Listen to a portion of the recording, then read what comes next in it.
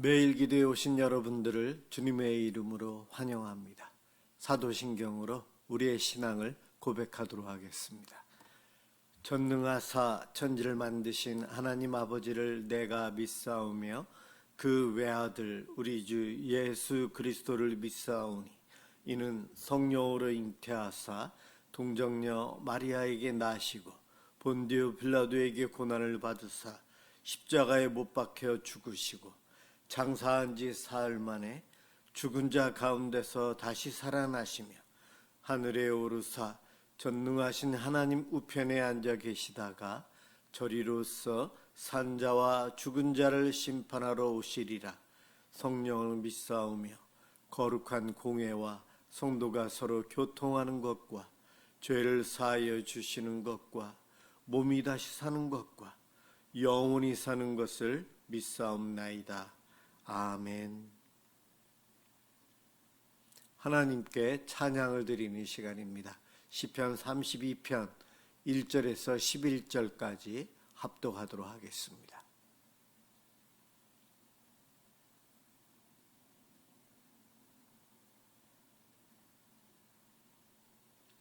시편 32편 1절에서 11절까지입니다. 1절부터 시작합니다. 허물의 사함을 받고 자신의 죄가 가려진 자는 복이 있도다. 마음에 간사함이 없고 여호와께 정죄를 당하지 아니하는 자는 복이 있도다. 내가 입을 열지 아니할 때에 종일 신음으로 내 뼈가 쇠하였도다. 주의 손이 주야로 나를 누르시오니 내 진액이 빠져서 여름 가뭄의 마름같이 되었나이다. 내가 이르기를 내 허물을 여호와께 자복하리라 하고 주께 내 죄를 아뢰고 내 죄악을 숨기지 아니하였더니 곧 주께서 내 죄악을 사하셨나이다. 이로 말미암아 모든 경건한 자는 주를 만날 기회를 얻어서 주께 기도할지라. 진실로 홍수가 범람할지라도 그에게 미치지 못하리이다. 주는 나의 은신처이오니 환난에서 나를 보호하시고 구원의 노래로 나를 부르시리이다. 내가 네 갈 길을 가르쳐 보이고 너를 주목하여 훈계하리로다. 너희는 무지한 말이나 노새같이 되지 말지어다. 그것들은 제갈과 굴레로 단속하지 아니하면 너희에게 가까이 가지 아니하리로다. 악인에게는 많은 슬픔이 있으나 여호와를 신뢰하는 자에게는 인자하심이 두르리로다. 너희 의인들아 여호와를 기뻐하며 즐거워할지어다. 마음이 정직한 너희들아 다 즐거이 외칠지어다. 아멘. 오늘 함께 볼 하나님 말씀 야고보서 5장 1절에서 12절까지입니다.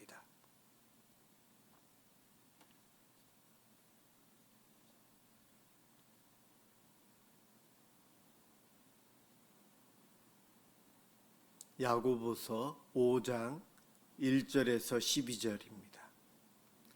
제가 봉독하겠습니다. 들으라 부한 자들아, 너희에게 임할 고생으로 말미암아 울고 통곡하라. 너희 재물은 썩었고 너희 옷은 좀 먹었으며 너희 금과 은은 녹이 쓸었으니 이 녹이 너희에게 증거가 되며 불같이 너희 살을 먹으리라. 너희가 말세에 재물을 쌓았도다. 보라, 너희 밭에서 추수한 품꾼에게 주지 아니한 삭시 소리 지르며 그 추수한 자의 우는 소리가 만군의 주의 귀에 들렸느니라. 너희가 땅에서 사치하고 방종하여 살육의 날에 너희 마음을 살찌게 하였도다. 너희는 의인을 정죄하고 죽였으나 그는 너희에게 대항하지 아니하였느니라. 그러므로 형제들아, 주께서 강림하시기까지 길이 참으라. 보라, 농부가 땅에서 나는 귀한 열매를 바라고 길이 참아 이른 비와 늦은 비를 기다리나니 너희도 길이 참고 마음을 굳건하게 하라. 주의 강림이 가까우니라.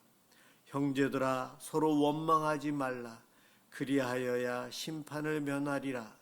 보라, 심판주가 문 밖에 서 계시니라.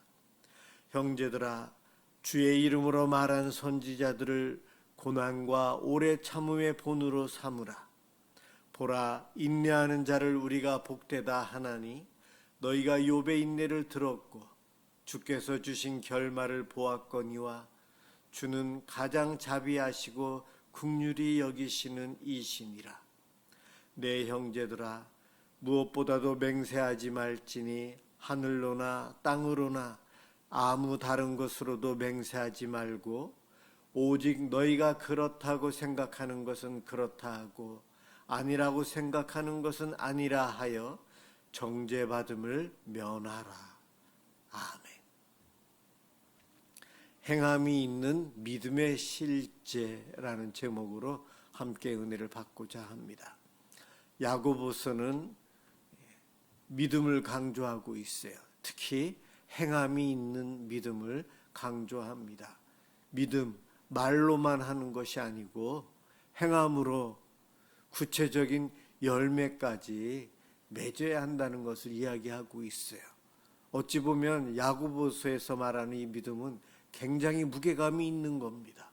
가볍게 말 한마디 인사치레로 말하는 것이 아니고 믿음을 고백했는데, 입술로 고백을 했는데 몸으로 그 믿음을 증명하기 위해서 삶의 열매 맺는 삶을 살아야 한다는 것입니다.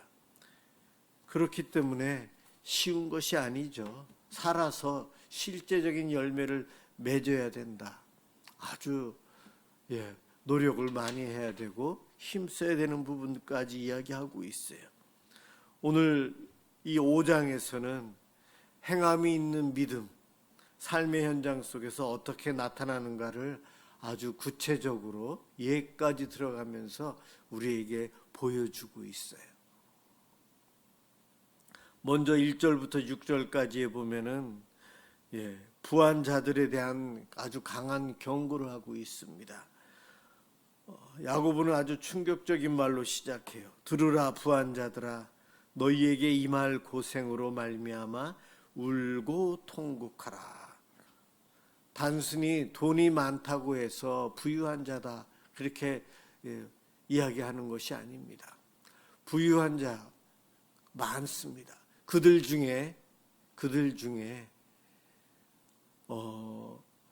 시편 1편에 있는 말씀으로 사용한다면은 악인의 꾀를 따르고 죄인의 길에 서 있는 부유한 사람들, 모든 부유한 사람이 아닌 삶의 방향이 잘못되어 있고 악한 사람과 함께하면서 꾸준히 계속해서 악을 행하면서 살아가는 부유한 사람들, 그들을 이야기하고 있는 거예요.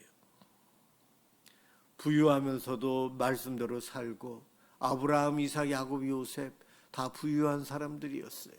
다윗도 그렇고 솔로몬도 그렇습니다.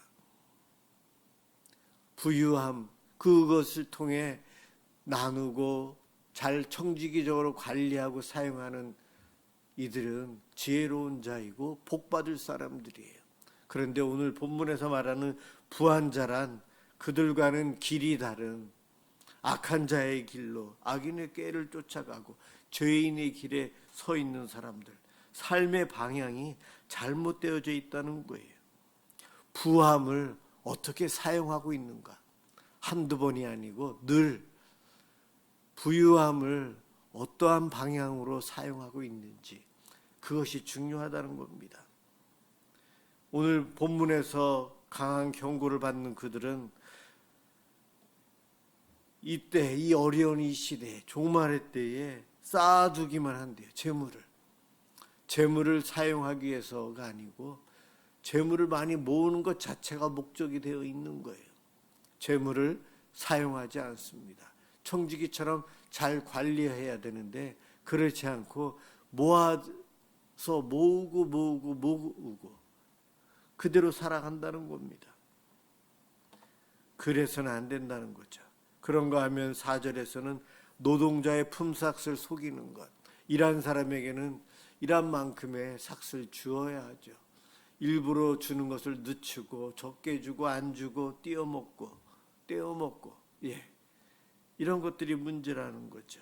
또 5절에서는 사치와 방종 속에서 살아가는 이들, 내 돈 가지고 내가 마음대로 쓰는데 이것이 누가 뭐라고 하느냐 그렇게 이야기하지만 모든 것의 주인은 하나님이십니다.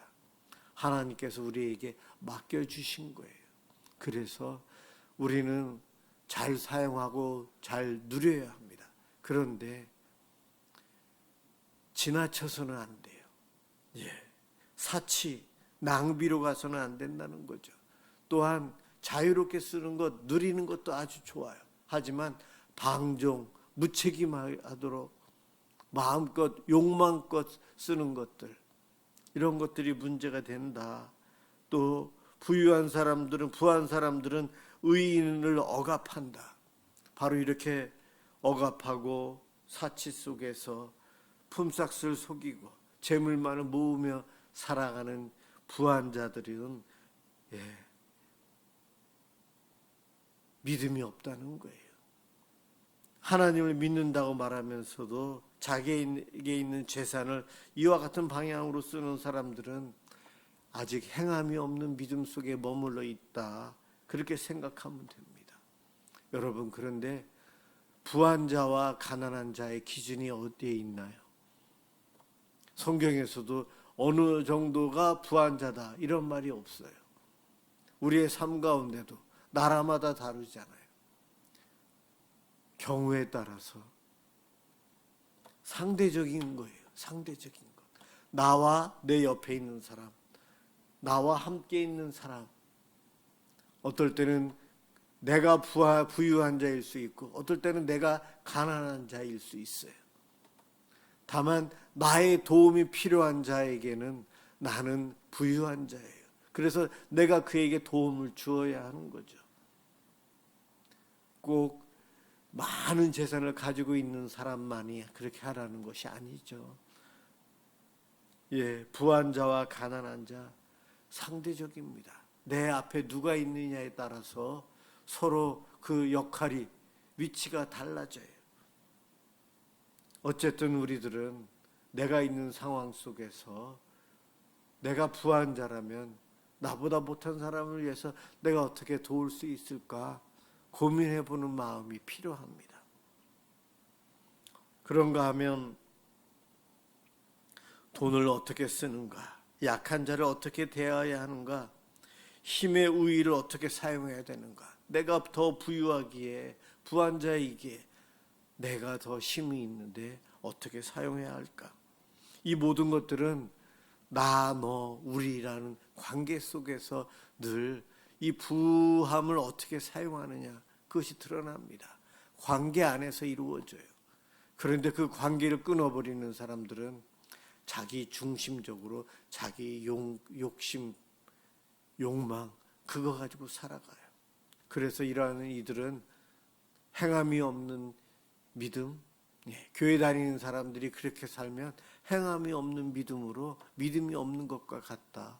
그렇게 표현할 수 있습니다. 또 7절에부터는 이젠 부유한 자가 아닌 고난당하는 자들을 위해서 이야기합니다. 고난당하는 성도들, 부유한 성도에게 이야기하고 이제는 고난당하는 성도들에게 방향을 바꿔서 이야기합니다. 그러므로 형제들아, 주께서 강림하시기까지 길이 참으라. 인내라는 단어가 중요합니다. 하나님이 일하시기 때문에, 내가 그것을 믿기 때문에 기다린다는 거죠. 반드시 그때가 온다는 겁니다. 이것이 믿음이에요. 그리고 믿음이 있는 인내의 모습이에요. 그러면서 농부의 비유를 들어 이야기합니다. 농부가 땅에서 나는 귀한 열매를 바라고 길이 참는다. 때를 분별해야 됩니다. 씨를 뿌릴 때가 있고 또 추수할 때가 있는 거죠. 또 물이 필요할 때가 있고 땅을 잘 돌보고 비를 기다려야 되고, 바로 농부의 이러한 것들이 행함이 있는 믿음의 기다림이라는 겁니다.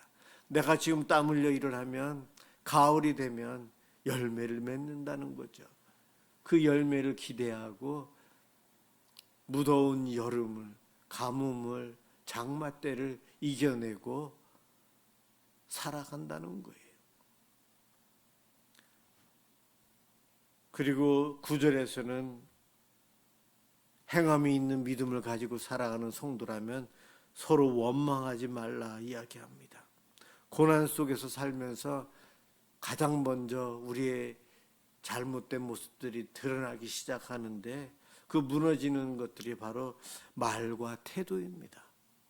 하나님을 믿는다고 하면서도 불평과 원망으로 서로 관계가 무너져요. 말을 함부로 하게 되고요. 그래서 믿음은 삶으로 드러나야 되는데 작은 고난, 잠깐의 고난 속에 있을 때에 나의 말과 태도를 인내함으로 지켜가야 되는데 그러지 못하는 이들은 아직 행함이 없는 믿음에 머물러 있는 성도 수준이라는 것입니다. 그런가 하면 또 선지자와 욥의 예를 들고 있네요. 구약의 예를 들어요. 구약의 선지자들이 하나님 말씀을 전하다가 고난받았다는 거죠. 그들은 그 고난을 믿음으로 이겨냅니다. 하나님의 말씀이 반드시 그대로 성취될 것을 믿었기에 어떠한 환난이 와도 끝까지 전하고 외치고 그때를 기다리던 이들이 선지자들이었습니다.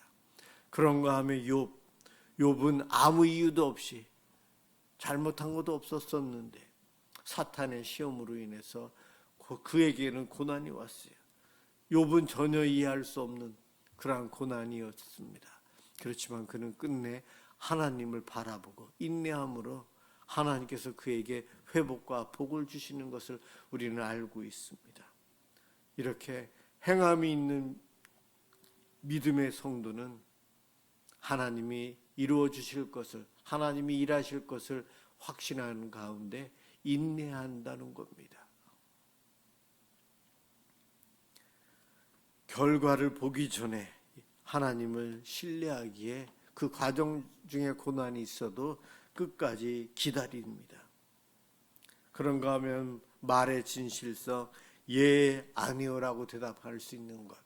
당시에는 하나님의 이름을 불러가면서 맹세를 하는 그러한 유행이 있었던 것 같아요. 그렇게 함으로 하나님의 이름을 망령되이 일컫지 말고 그냥 너의 삶을 통해 예, 아니요로 확실하게 증명해라. 약속을 늘 지키며 살아가는 모습, 늘 끝까지 책임지는 모습으로 살아가면 그 살아가는 모습을 통해 너의 믿음이 그대로 드러난다 이야기합니다. 믿음은 보여지는 것이라고 표현할 수 있어요.